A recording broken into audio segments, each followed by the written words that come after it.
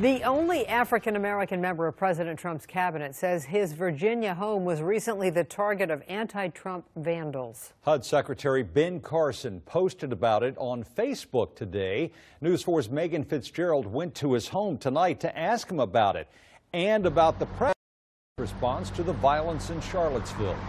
Megan Fitzgerald joins us live outside the Department of Housing and Urban Development in Southwest with more. Megan?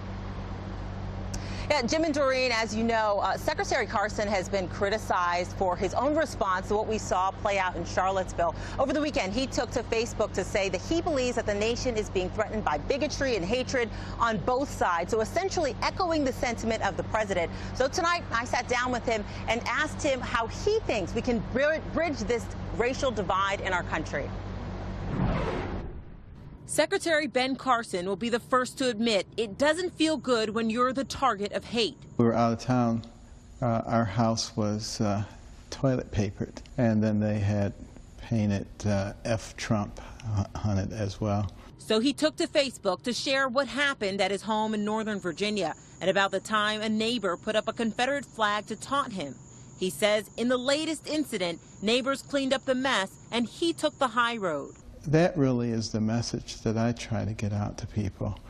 You can't necessarily control, the animosity and the hatred of someone else, but you can control how you react. I asked Secretary Carson about what happened in Charlottesville and the pain felt by so many when white supremacists and neo-Nazis held a rally that took a deadly turn.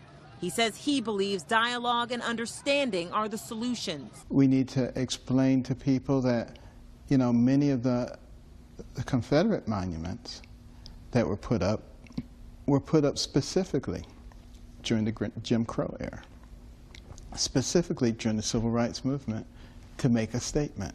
A statement he says would offend people of color. So I asked him several times if he thought President Trump's response to the deadly protests displayed the leadership the country needs. And I want to push back and say it's not about pointing fingers, about who should have done what and when they should have done it and when they should have said it.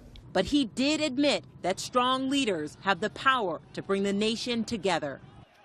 Now, we talked about a couple of strong leaders that Secretary Carson admires. He mentioned Martin Luther King, but again, he says he does not believe it's up to President Trump to try and bring the country together. He says it's up to the American people.